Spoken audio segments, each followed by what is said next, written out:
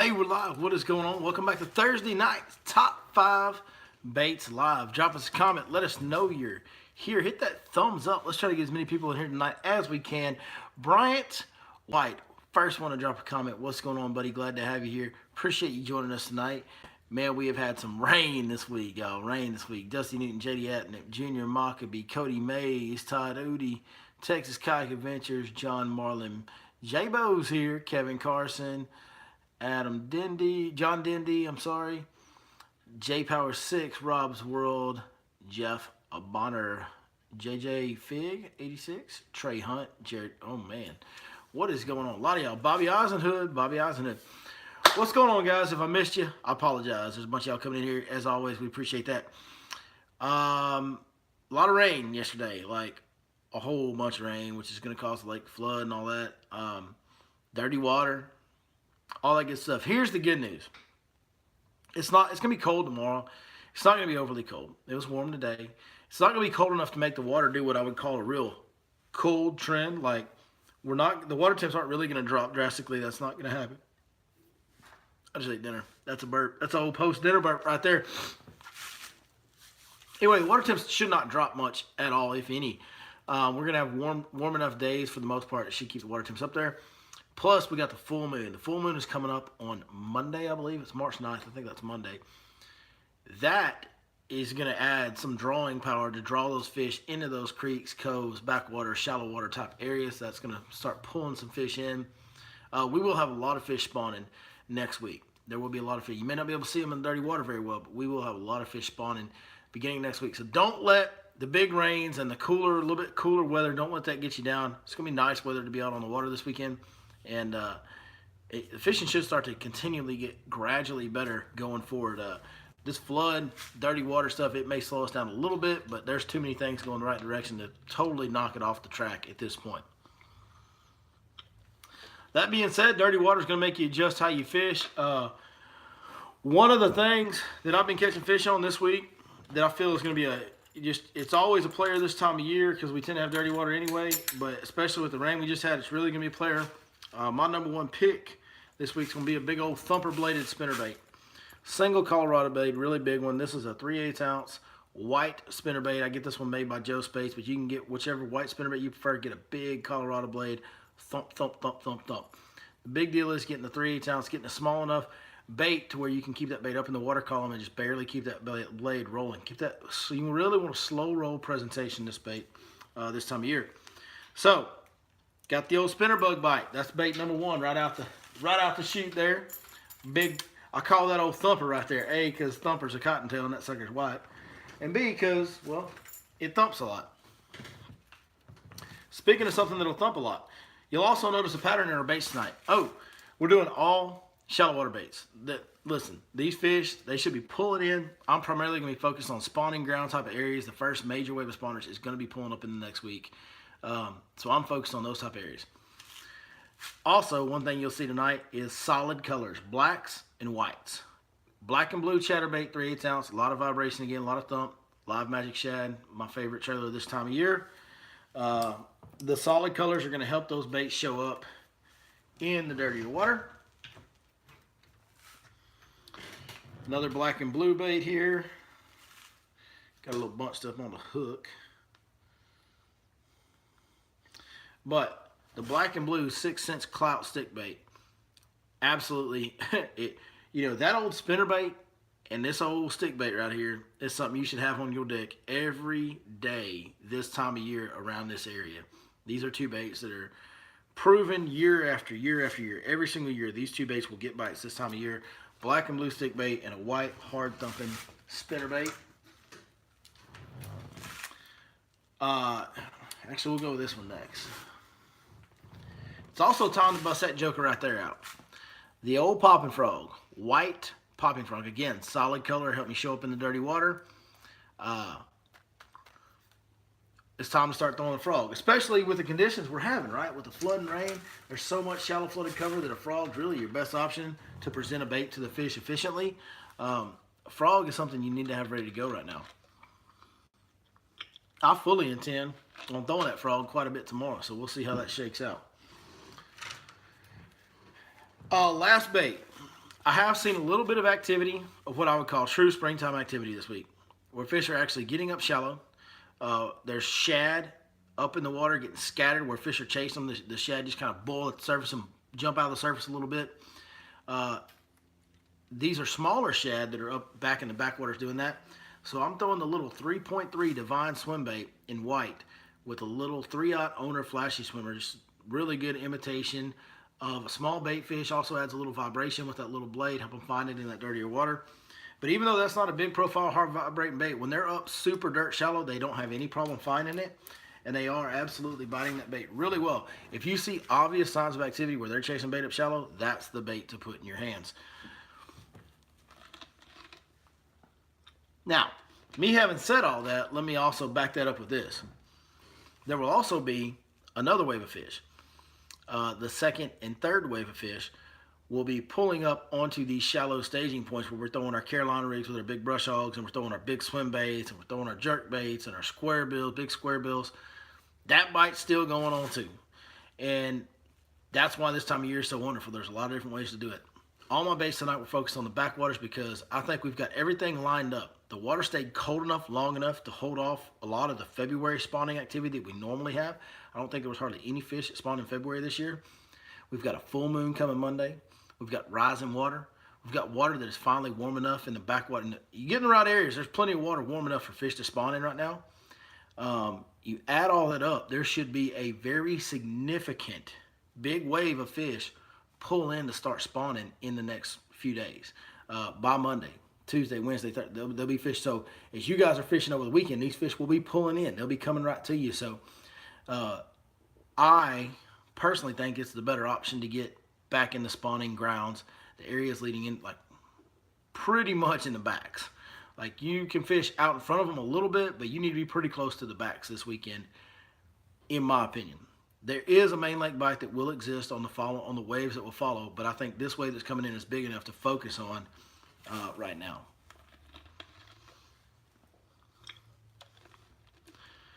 Tim Rose is asking me, where did I find this OES shirt? One of my customers gave this to me. I've got a couple of them.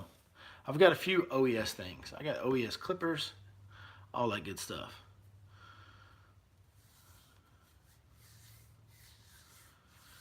Kevin Carson says, the Carson offensive line is headed to Sam Rayburn Saturday for a couple of days, then Athens and Palestine, and in it all with B-Law next Thursday. Heck yeah. That is awesome, my brother. That's a great plan, by the way. That's the best plan of the night right there. Hitting all them good waters. That's awesome, dude. I can't wait to get you guys. But having the Carsons in the boat is like having a good... We get a real good start to an offensive line because it's a dad and two brothers, and I'm the smallest one in the bunch, I'm pretty sure, if I remember correctly. Or the second smallest, one of the two. And I ain't small. So we do have a good start to an offensive line when we get all in the boat. That's a lot of man meat in the boat together.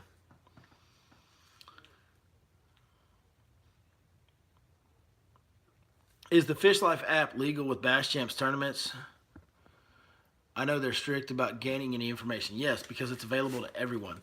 If the Fish Life app is illegal, then so is Navionics Hot Maps, and so is all the other fishing apps out there, and so is the daggum blue maps that you buy at Walmart that have fishing spots on them. It's the same type of information. We just feel like our information is better. We work hard to make our information better. So yes, it is legal. And if you guys find a tournament trail where it's not legal, I won't know, because we need to talk to them, because it ain't right.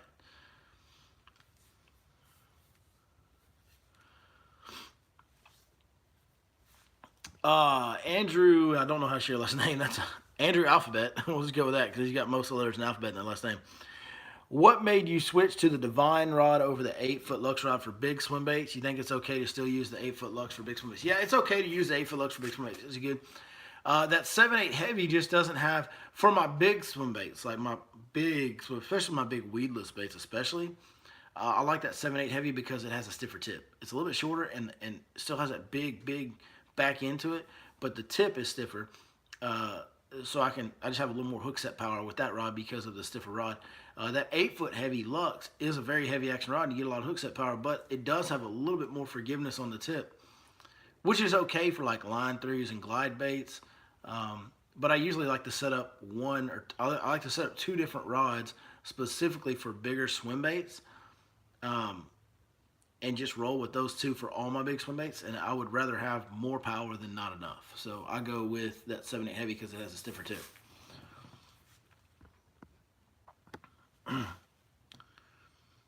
Any politics tonight? No, we're not going to do any politics tonight, man.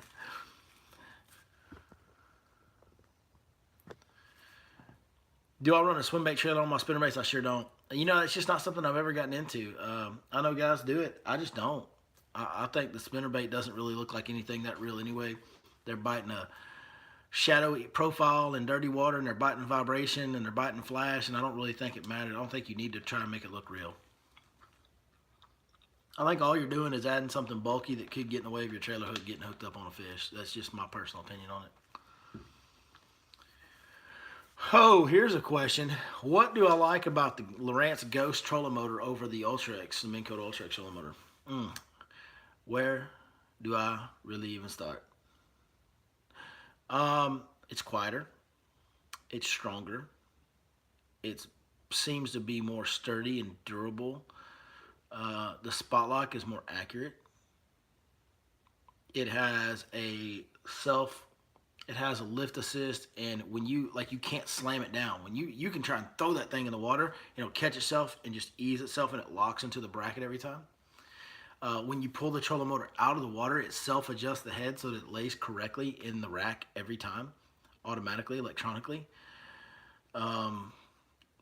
Should I keep going? It's a unbelievable trolling motor. It's way better in every way.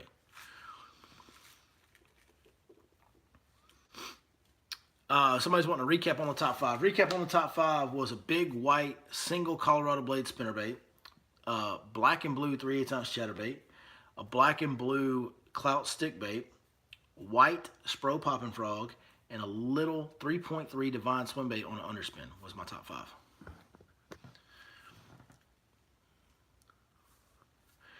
What type of frog do I use? I use a Spro Poppin' Frog right now. 6 cents. Whenever they finally release their frog, it will be the only one I use.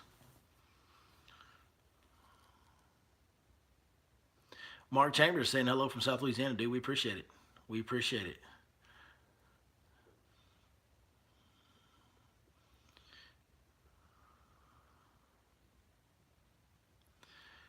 Going to Fork all day tomorrow. Hope to smash. You're a big help, dude. I appreciate it. I hope we do help you. I hope you smash them too, buddy.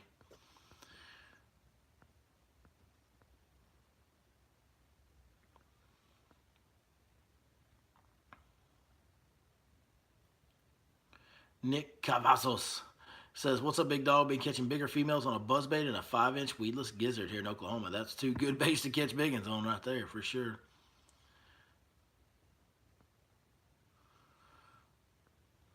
Is the hollow belly working? No, I typically don't start throwing the hollow belly till we get to the mid to upper 60s. That hollow belly has a really fast wiggle to it, and so I like to throw it when the water temps are warmer. I mean, it might be working. I just haven't been throwing it, but for me, my deal on the hollow belly is I start throwing it when the water kind of stabilizes around 65 and stays there and up. Once the water's never going back below 65, that's when I throw that hollow belly.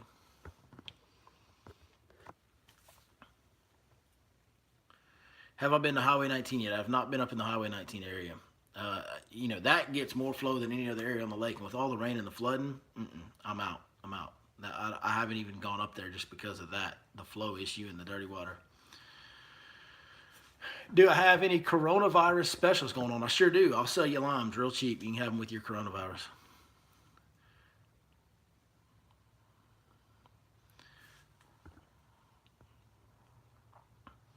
Somebody's asking, are they spawning in Glade? Well, the one thing I will tell you is that if you want to know kind of the areas to fish or what I'm fishing, 100% look at the Fish Life app Lake Fork package. That's going to tell you exactly where I think fish are spawning right now. As soon as I see visible evidence of them spawning, I will update that with the spawning areas that they're currently in.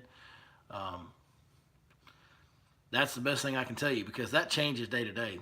You know, where they're spawning right now, hey, these fish just pulled into this pocket. That can change on a day-to-day basis sometimes. So we're always updating that thing, keeping it current. So I'll check that out. Am I throwing the felon or the convict in it? Yep. I'm throwing the felon some. You know, I won't be for a little while because while we got this full moon and this first big wave pulling in, I'm going to be in the backwaters, and I may throw the felon or the convict. I may throw the convict around more, especially a little bit back there. Um, as dirty as the water is, I'm not a dirty water swim bait guy. Heath Taylor will catch him in dirty water on swim bait. That's not really my deal. I like the water to be a little bit clean to throw a swim bait.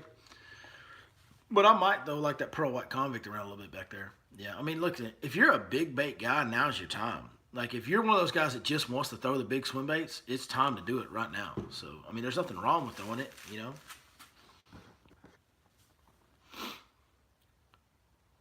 Have I ever done good on the hump in front of Bell?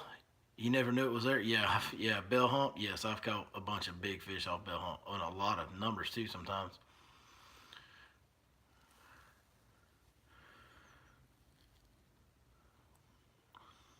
Has the new Skeeter spoiled you yet? Yeah, absolutely.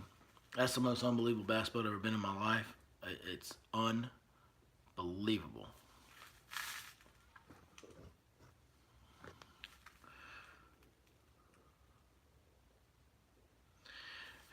Timmy Rhodes, I'm going to bring up story time. Tim Rhodes, my old former tournament partner, good buddy of mine. Tim Rhodes says he remembers in March somebody throwing a big convict on Toledo Bend and someone lost a monster. Check your drag. So, give y'all the backstory on that. Me and Timmy Rhodes were on a group trip with Z-Dub, Zach Watts, and some of his crew from Louisiana. And we had caught fish. Actually, it was the year that Toledo Bend was at an all-time record high. Speaking of flooding in March, it was flooded like 10 foot high over full pool, like crazy flood. But we had a trip planned, so we went and we fished as hard as we could. We caught some good fish. You know, we caught good numbers, and you know, we hadn't caught any real big. We caught like one really big one, not a whole lot of real big ones. And so the last day we were fishing on, the last morning we were going to fish till about noon and then head home. And I said, okay, this morning I'm doing nothing but throwing the convict. And I wanted it in pearl white, and all I had with me was light hits. So I just said, I'm just throwing this big swim bait. I don't care if the water's dirty. I don't care. I'm throwing the weedless convict all morning. And lo and behold, I finally hooked one. And Tim has caught many fish over 10 pounds. Tim's caught more fish over 10 pounds than I have. And I hooked this fish, and my drag just goes zip. And I about halfway hooked the fish. I'm trying to catch up to him and tighten my drag at the same time and just fight. And I get this fish, I don't know, 15 feet, 20 feet from the boat, and he goes shaking his head, and the bait just comes flying out. Well, I never got the hook in it good. Because somebody out of this group of yahoos that I run with had backed my drag off. If you watch this week's video, it happened to me again. Like, I gotta get a better list of friends. Like, I gotta work on my friends list. But I asked Tim, I said, how big do you think that fish was? He goes, it was every bit of 10 pounds. And Tim Rose knows what a 10-pound fish looks like, so it was giant. It was a giant. Z-Dub said, oh, that's a shame. Listen, when we go on that Toledo Bend trip with a bunch, it's like 8 or 10 dudes usually, and it is prank wars and hijinks to the nth degree.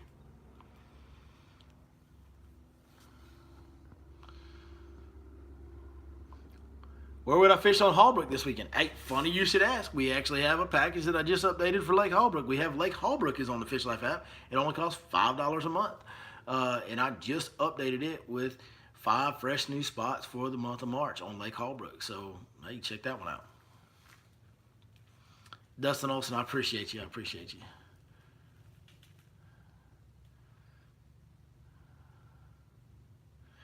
John got me on the first trip in the goat boat. Yep. So we named this boat right here behind me. That's the goat boat.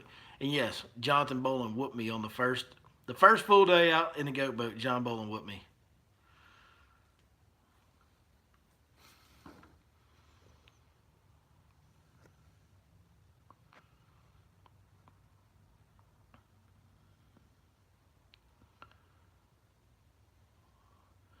Ben Shobe said he's going to be on Fork Tuesday through Friday fishing for one giant over 4 days. I like it. It's a good dude. That's great. 4 days after the full moon in March, like Ben Shobe, you did your homework. You planned it out right. Good thinking, my man. I hope you get it, buddy. I bet you'll have a chance.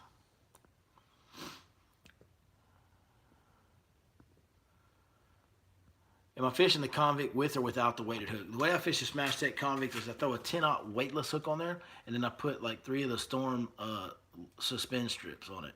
just to help it keep its balance. But it's really not enough weight to make it sink at all. It still rides really high in the water column. I like fishing that convict up in shallow water.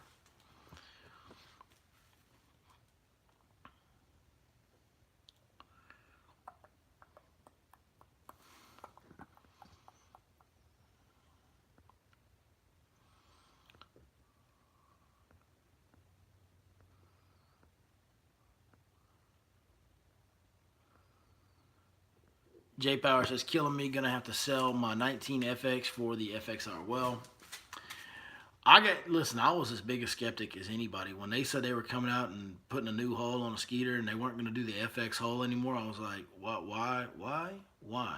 That's dumb, because I thought that FX was one of the best driving, best performing bass boats I'd ever seen. I was wrong. Like, if you do get rid of your 19FX and get you an FXR, I promise you won't be disappointed. That is the most unbelievable driving, fishing, performing bass boat. Honestly, I was speechless after the first time I drove it and let it rip. Like, I was speechless. You just have to kind of get in and drive it. If you get a chance to get in one and drive one, you'll be sold, bro. I promise you. It's unbelievable.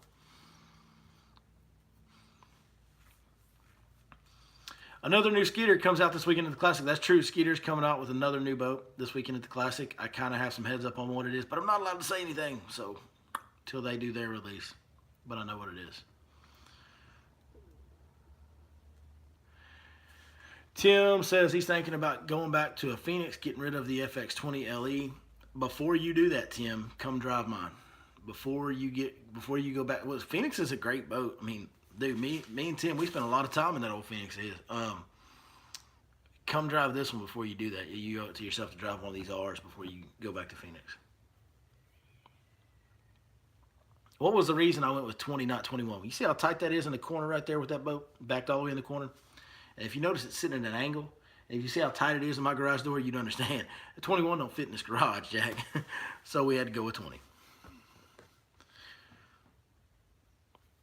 How do I think the MLF boys will do next week on Fork? Well, full moon's on the 9th. They're starting on like the 12th or the 13th. It's March. They're going to catch some giants. They're going to catch some big fish. Tim's asking about the deck space. 100%, bro. Come check this boat out. You'll see the deck space. They fix that too. The deck space is fixed. Like, it's huge. Huge. Vote the right way in 2020, folks.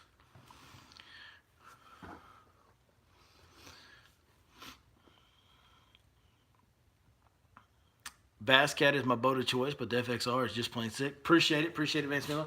Bass Cat makes a fine boat, for the record, in my opinion. Bass Cat makes one of the best boats on the market. Very, very well-built boats, Bass Cats are.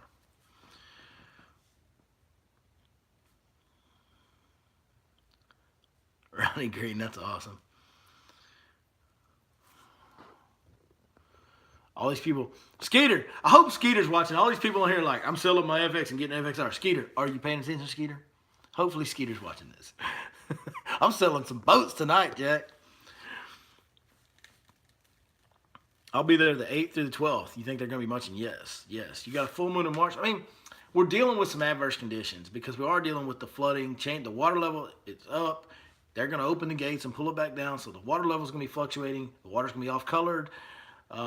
So it's not going to be as good as it could be if everything was perfect and stable, but rarely do we get perfect conditions in fishing. At the end of the day, there's a full moon coming up. There hasn't been any spawning to speak of yet. So there's going to be a ton of fish on this first wave that are pulling into these predictable shallow water areas. They may not just be munching. You may not go out there and catch a bunch of fish, but you are going to have, I would think you're going to have an opportunity at some really good quality fish on those days.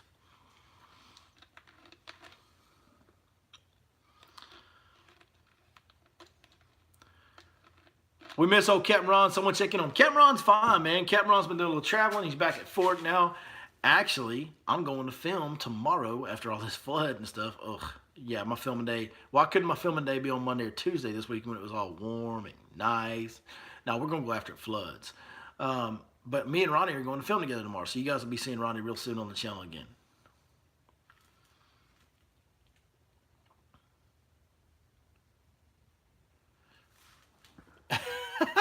Ben Shobin runs a kayak. He says, I see your FXR, but have you seen the Hobie with the turning drive fins? Fat boy ain't getting in a kayak, Big Ben. I'm just telling you. Ben says that FXR don't fit on his roof rack.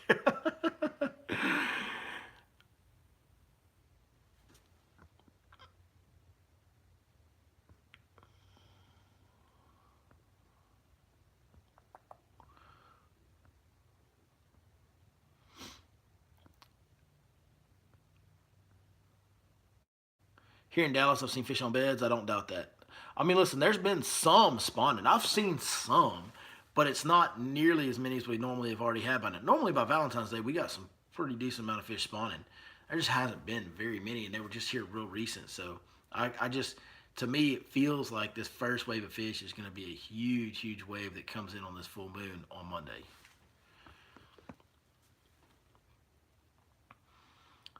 How do the fish act when they're pulling the water down?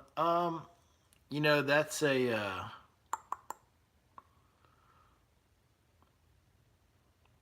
how do they act? It depends on what they're doing. Like right now, they're trying to push into spawn, so it's going to just draw them back out. But they're still going to be in those shallow water areas. Like they're not leaving those spawning areas. They're pulling in there to do their thing. They may pull back towards the middle of them a little bit, and be off the bank a little bit, but they're not going to leave. And that water's got to start dropping pretty significantly for them to even pull off the bank, to be honest with you. They'll still be right up on the bank if that water's just creeping down, which usually it does on Fork. It's not usually a real drastic drop on Lake Fork. Do you split the prawns pinchers or do you leave them together? I split them. I always split them.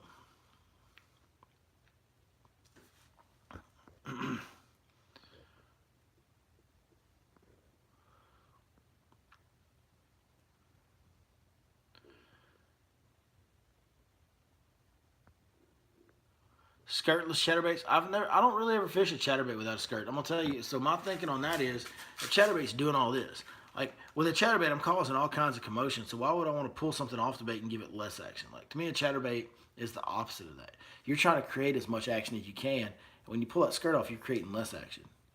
So it just like is counterintuitive. A chatterbait without like taking the skirt off, a chatterbait, it doesn't seem like it's gonna make it better in any way. It's only gonna take away from its strengths. That's just how I see it. I might be wrong. You might whack them on that, but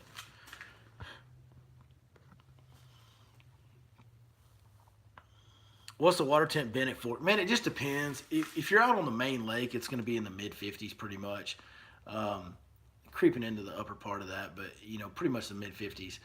But there's plenty of water you can find in the 60s. Like there's plenty of water in the 60s on Lake Fork right now.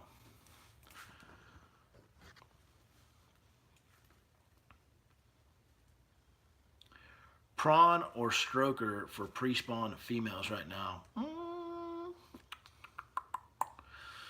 That just could be a day-to-day decision there. That just depends on, I mean, they're very similar profiles. One kicks and one doesn't. So it's just going to depend on what they want that day. Kind of a personal preference. Like Tim Rhodes would 100% throw the prawn, and I'd probably throw the stroker. So that can be, that's a real nitpicky deal there. It could be, I mean, they could both work or they could be either one.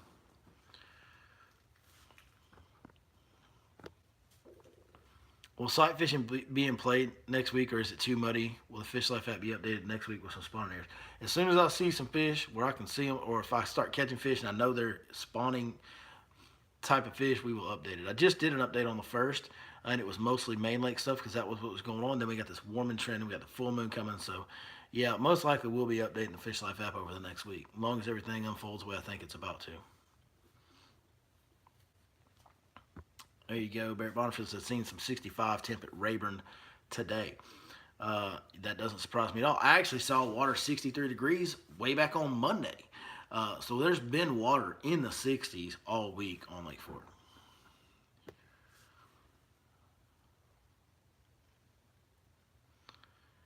Any grass this time of year? There is grass. The problem is right now with all the rain and the floods and everything that we're getting is the areas that are still holding a lot of grass are super dirty after these rains because we don't have as much grass, so the areas that do have it are kind of at the northern ends of the big major creeks.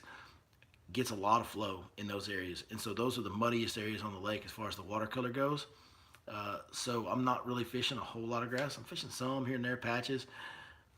I'm really doing without grass this year, which hurts my soul, to be honest with you. Like, stop killing the grass, please. Please stop killing the grass, Texas Parks and Wildlife. Somebody asked, this red still a thing? Yes, absolutely. You can throw red right now. Red, a lipless crankbait, crawl color lipless crankbait is a great bait to throw right now. 100%. Where was the 63? Well, it's featured on the Fish Life app. I'll tell you that much. When am I breaking into Monticello? What's funny is I've been put on a gag order, but I heard some news about Monticello, but nothing has happened yet. It's still closed for the foreseeable future, but there's some things being worked through some back channels that may eventually lead to some changes at Monticello, which would be great, obviously. We'll just have to wait and see. We'll just have to wait and see right now. I wouldn't even want to tell y'all because there's nothing concrete about anything yet. So just cross your fingers.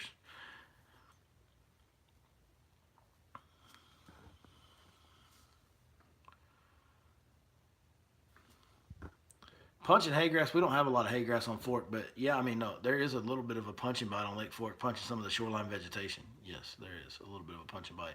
On the right days, not every day.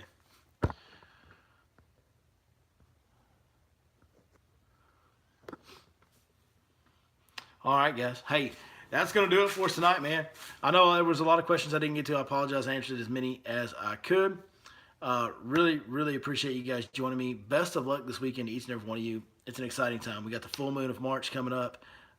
It's only going to continue to get better from there. We're right on track.